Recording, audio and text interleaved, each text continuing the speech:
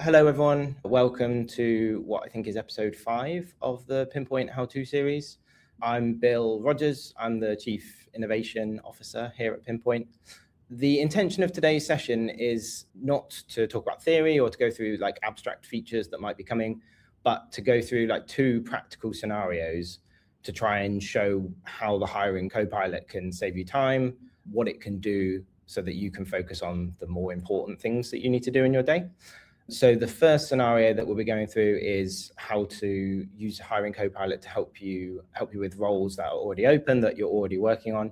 And the second one is what to do or how the Copilot can help you when a new headcount lands on your desk, how you can set up jobs and how you can use it from there. And I want to talk through some workflows essentially of how we think the Hiring Copilot can help, how we think it can save time. So we'll dive straight in. That should be on the stream now. So an instance of Pinpoint, this is a demo instance that I've set up specifically for this. So the first workflow that I want to talk through is drafting, or it's candidate communication. So essentially drafting emails. So the idea being that emails take time out of you guys' day, like 5-10 minutes per email. Sometimes Copilot can draft them, they can personalize them, and hopefully we can do it quickly. So the intention of this, so for anyone who hasn't seen Copilot, I will talk through at the end exactly how to set it up, but it's essentially just this little button here, and it allows you to talk to the Hiring Copilot. It will save previous chats, etc., etc. So for this one, we're going to reject a candidate called Charlotte Reed for the people, operations manager role, and draft a rejection email. So you'll see a lot of these little prompts. At the moment, it's thinking. It will then do various things. The first thing it will do is check memories. So I went through this last week if anyone was here, but memories are essentially your user-specific preferences for how it behaves. And then it will go away and do various things. So in this instance, I want to reject Charlotte Reed from this role and draft a rejection email. So it goes away. I'm deliberately vague in a lot of these prompts just to test the agent a little bit. So it's gone away and found the application for Charlotte Reed for that role, the stage that they're at, and this is the plan. So we want to move the application to the rejected stage, and we want to send her a polite rejection email. And then it suggests an email. So I can either tell the Copilot that I want this email changed in various ways. I could obviously draft the email myself if I'd rather, or in this case, just for time's sake, I'm going to confirm it.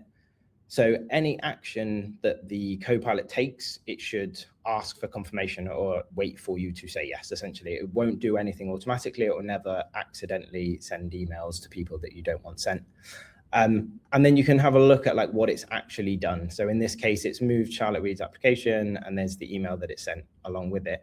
And if you look at the tools that it used, you can see that it went and got the application details, looked at the stages for the job, so it knew where reject was. It got my details so that it could fill out the name and company information. Then it moved them, then it sent them.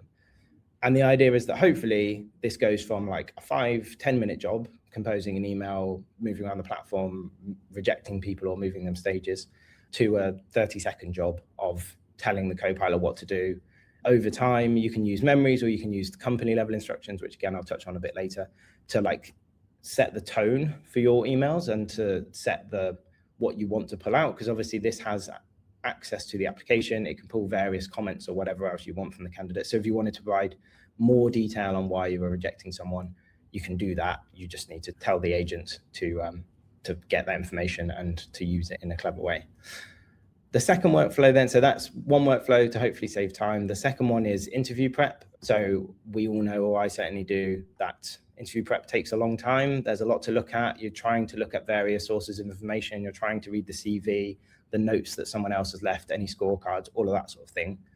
The idea is that we can get all of that information in one place and have the Copilot synthesize it for us. So I can ask it to give me a short pre-interview brief. Excuse me, it's difficult to type with 50 people watching. Yasmin Khan and 5 questions to ask. So again, we should see it go away, think, grab information, and then come back and hopefully give me a short briefing on the candidate and give me 5 questions. You'll notice that I'm starting a new chat for each of these tasks. You don't have to, but it helps the agent essentially. Any previous messages already sit there exist in the context of the agent. So it's how we can have a conversation. But I guess similar to people, if you just change the subject halfway through a conversation, it can get confusing, and the agent has a whole bunch of stuff that it just doesn't need anymore. And so when changing task, it's often a good idea to start a new chat. I'm sure most people are familiar with that concept now, thanks to ChatGPT and others. But yeah, in this case, it's given me a pre-interview brief on the candidate and then 5 questions to ask the candidate, which is exactly what I asked for. If I wanted to, I could dive into any of these specific questions or ask for more information on the candidate or do anything else I wanted.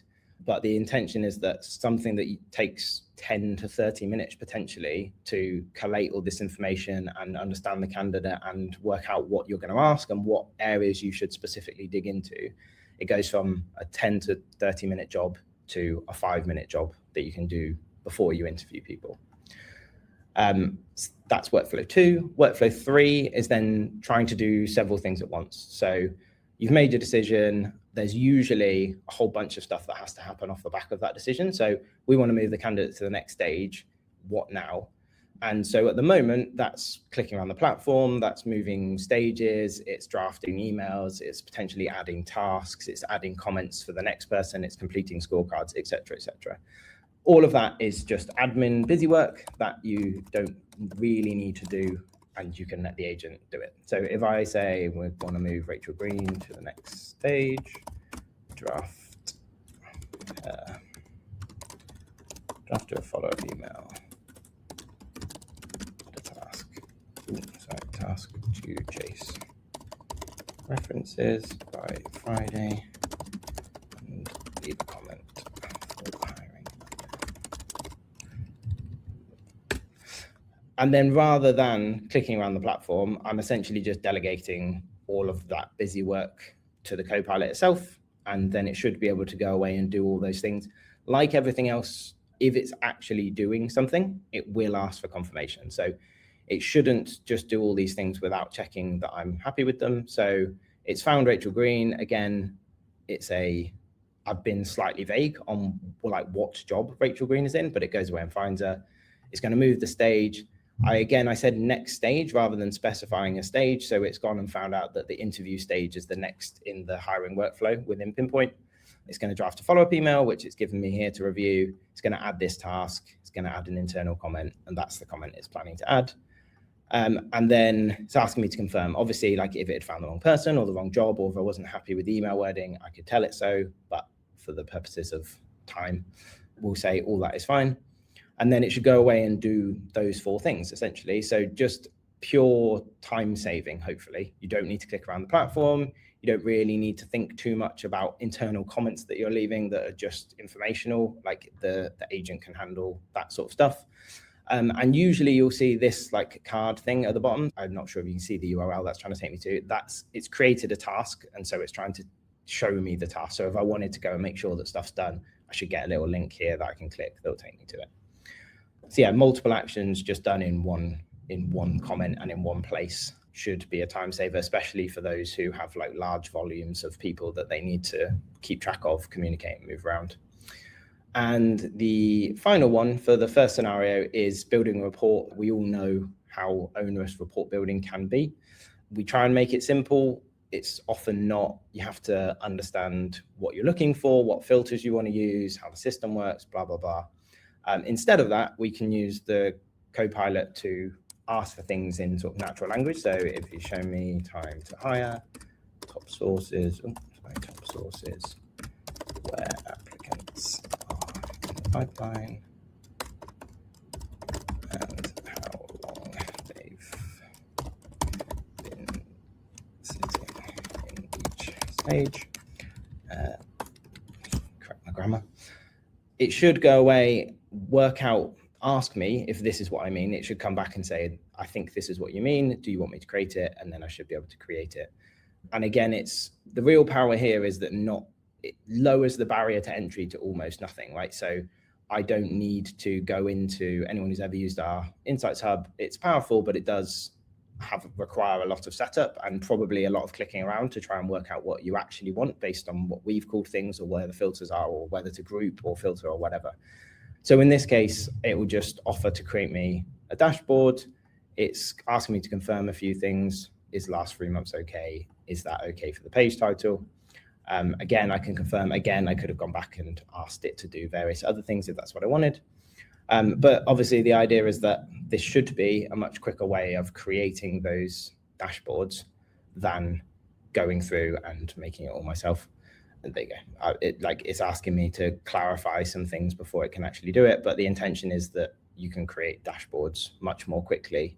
We also, it's just an important note outside of Pinpoint, but also within Pinpoint, AI is not a good tool for actually reporting on things, if that makes sense. Like an AI will often look at some results and then summarize some, but not all of the data. Like we've all heard horror stories of someone using AI to generate reports and the report's just completely wrong.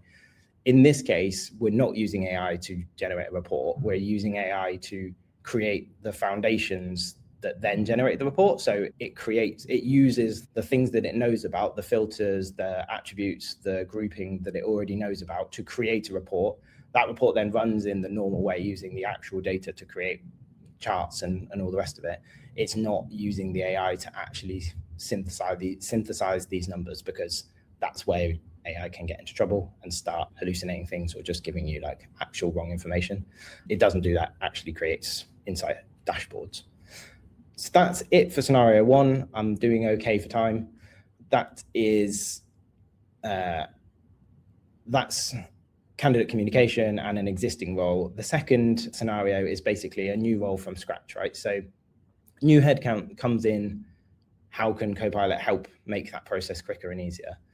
So the first workflow to talk through is the job, creating a job essentially from intake notes. So for anyone who hasn't seen this, it's relatively new within Pinpoint. We have this idea of intake notes now. An intake note is supposed to be like the initial brain dump of what this role is. So directly from the hiring manager, what is this role? What are the responsibilities? What are the things we need to look for? The intention is that it's less formal than a job description. You might include things that you wouldn't include in a job description, but are still important to the role. And so if we don't necessarily need an intake note, but it's a nice example of where we can use it. So first of all, I can ask it, what hiring intake notes do we have? And it should find the 2 intake notes that we just looked at. Bear with me 1 second. So again, you'll see it checks memories. That's like the first thing it does. Then it will search intake notes, and then it will tell me the intake notes that we have. So we've got 2. We have warehouse shift supervisor, and we have customer success manager. And then I can ask it to draft a job from the customer success manager intake note. And then hopefully it should go away, read the intake note. The other thing that it should do is looking at it. So it looks at how your jobs are set up within your platform. So everyone's platform is set up slightly differently. We have different, obviously, departments, locations, custom groups, divisions, et cetera, et cetera. So it should go away, find out all those things, and then create me a job description. So it's come up with what it thinks is a good job title, what the location should be, what the employment types are, et cetera, et cetera. And then down at the bottom, it's asked me a couple of things. So which office and department do you want to attach it to? So I actually can't remember what options we have. So let's just say finance in London. And the second thing it asked me is internal or public. So we'll just say London Finance Public. And then hopefully it should go away and actually create that draft role for me. So again, when it says searching, it's probably looking up my company structure. Yeah, let's go for this one. Yeah, so like I say, if you look at the tools it used, it went and looked at what structure links I have available to me. And then thinks again. And then creates the job and gives me a summary of the draft job that it's just created. And then similar to the tasks, a link to that job. And here it is, customer success manager role in finance in London. It's public, it's created a job description, responsibilities, et cetera, et cetera. And so hopefully that's a a time saver for people, essentially, right? We also have the option in here of changing descriptions and key responsibilities and things using the Copilot just to make life a bit easier, but obviously you can do all of that from here as well. And it should just mean that we can take intake notes, turn them into jobs quicker, and get jobs live quicker with more accurate descriptions and things based on the conversations that were had at the start with the hiring manager about the job. And it's just a time saver, essentially, to make sure that the jobs are created as quickly as possible. The workflow 6 then, in terms of creating a new job, is finding existing talent that might be relevant for that job. I think I've seen a couple of chat comments on this already. So the idea is I've just created a new job.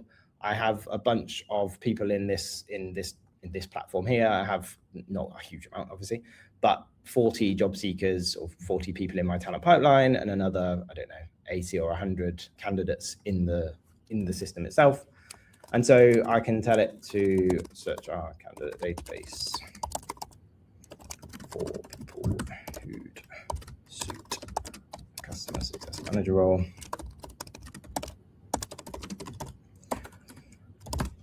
And it should go away and search the candidate database, essentially. So you should be able to do this yourself. We know it's a bit cumbersome, and there are changes happening to the all candidates and the talent pipeline views within the platform outside of this as well.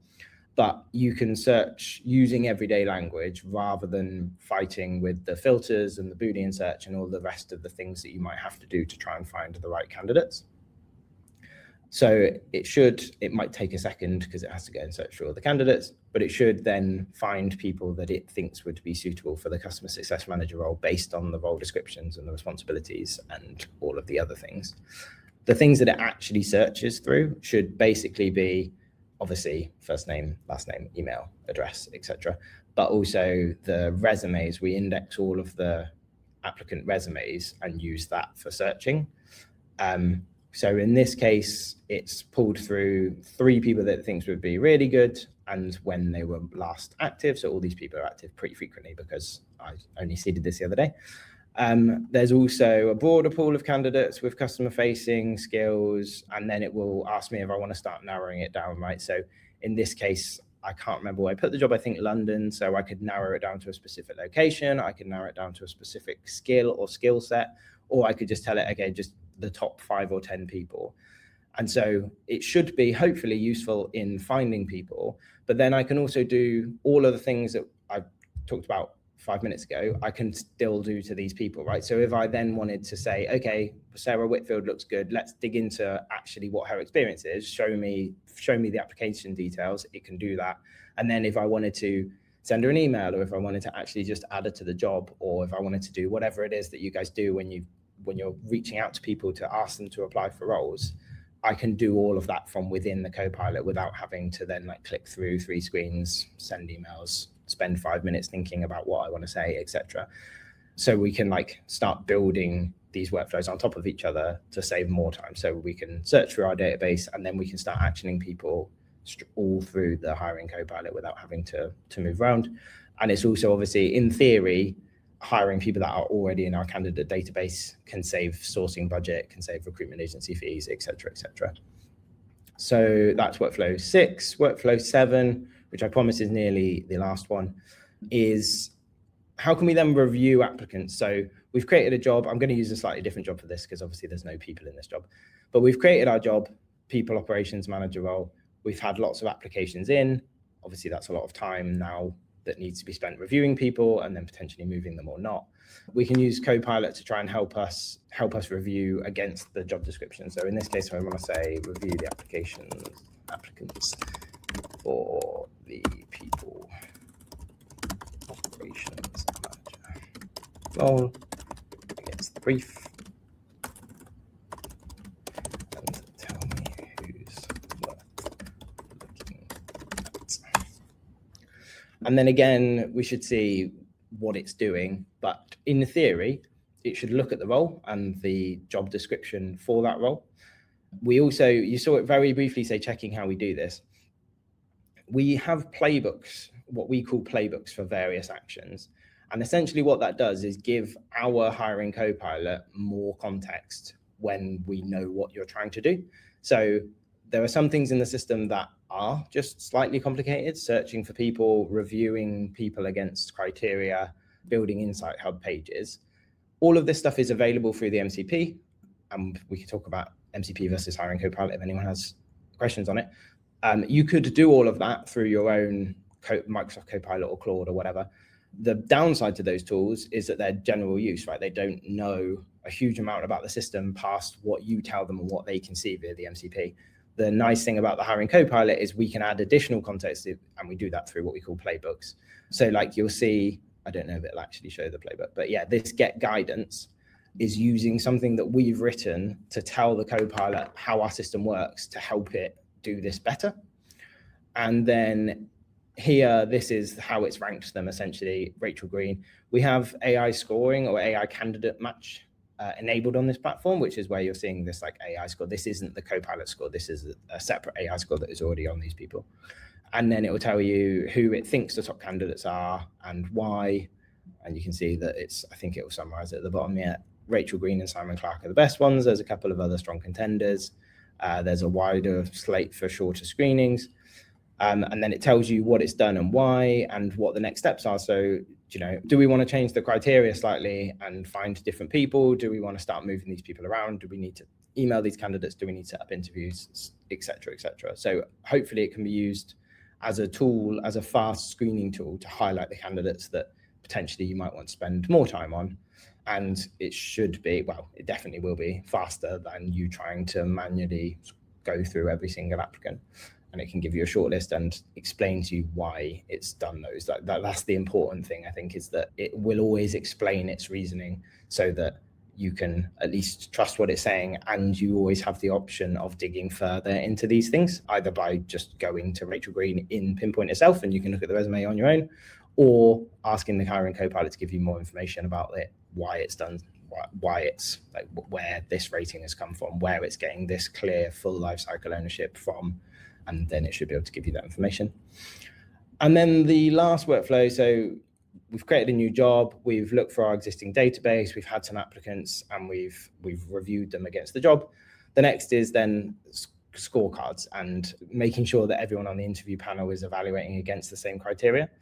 So scorecards are great. Hopefully most people use them. They're slightly onerous to set up though. They can also be a bit of a greenfield problem, like you open a form and what do you want to do? So Copilot should be able to help with that sort of thing. So we can go in here and just ask it to create a scorecard for the people operations manager role based on the job description. And it should be able to read the job description, understand what the key responsibilities of the job are, and try and work out how you might evaluate those within the context of our scorecard setup, and then give you essentially create your scorecard with a bunch of ratings and questions that we can then use on the interview stage.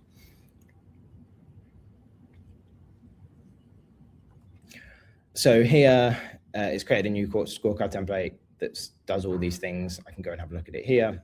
And then if we go into it, so it's created a scorecard with some interview guidance, 5 sections with metrics, questions. Obviously from here or from the Hiring Copilot, I can edit this, I can remove things, add things, I can make it what I want it to be. Or I could have spent more time up front telling the Hiring Copilot exactly what I wanted my scorecard to be. But the intention of this is just pure time saving. Creating a new one, the form's big and complicated because it sort of needs to be. And it can be difficult to get started with this sort of thing because it is like a blank slate problem. All of that the Hiring Copilot can help with. It can at least give us a template to work from, or we can just use its scorecards outright because it should be anchored in the job description that exists on the job. That's all of the workflows in 27 minutes. So I've got a couple more things to say, and then I'll have a look at questions. Like I say at the start, if I can't get to your questions, which I almost certainly won't be able to get to everyone's, your CSM will pick it up with you and either come to me for the answer or be able to give it to you straight away, hopefully. The key takeaways, first one is that the Hiring Copilot works across the whole hiring lifecycle, hopefully. I'm just going to take my screen off of, yeah, there we go. Works across the whole hiring lifecycle, not just one part of the job. So it should go all the way from creating jobs to offering people, to creating offer letters, to onboarding if you have it enabled in your platform. All of that should be available and you should be able to do things in the Hiring Copilot. Every workflow we went through today hopefully saves some time, or we expect it to save some time. And all of that time adds up over the week. Like, you guys should be focused on the more important stuff and the less administrative tasks. Like, that's what AI is good for. I'd encourage everyone to try one if you can, either one of these workflows, or if you have tasks that you'd actually like the Copilot to do, but you haven't seen me go through, or you don't know if it does, please drop them in the chat. I will read everything. Like, we are really interested in making sure that this works for people and this actually addresses people's issues. So if there's anything you'd want to see it do, please drop it in the chat if you haven't already. And the third point is that it's not just about speed. Like, it should be quick, it at least should be quicker, but it's about making sure that things are aligned, like more consistent screening and being more prepared for interviews and knowing where to focus on specific candidates. It's not just about the speed at which you can do things, although there should be some nice gains from speed. And yeah, like I say, please do try it if you need to. I will share my screen very quickly one more time just to show people really quickly how to set this up. So you can turn on Hiring Copilot yourself. I've gone to company profile, AI preferences. There is a big toggle here that says AI Hiring Copilot. If that is on, then you can use the AI Hiring Copilot. One thing to note while I'm here, these company Copilot instructions, these are applied to every conversation for everyone in your company. They supersede any instructions that the user gives, any memories that the user has. So if you have specific house styles, if there are very specific things you want to stop people from doing or enforce people doing, this is where you put them. And then anything I say to the Copilot, these will be taken into consideration and they rank above this.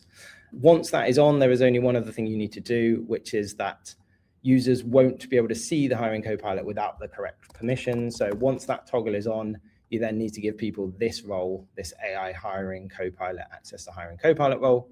Once that is ticked, they will have access to the Copilot from here. Really, really important point. You can't do anything via the Copilot that you can't do anyway. So in Pinpoint, obviously we have permissions and we have visibilities. It will stick to the permissions and visibilities that you have. It won't be able to do anything more than that. The one thing I would say also is that there are various feedback mechanisms in place. So every now and then you will be bothered in the chat and it will say, please rate this conversation 1 to 5 and give you an option to leave comments. Please do use that. Things like if you've tried to search based on a time period and it hasn't let you, or it didn't work properly, all of that is brilliant for us. Like, we can use that to improve the platform. The nice thing is that we can analyze the conversations and see what people are asking for, but nothing beats actual feedback directly from you guys of trying to do something that didn't work. So please do leave that feedback as and when you have it. That's it from me. Thank you very much, everyone, for joining today. See you in the next one. Thanks, guys.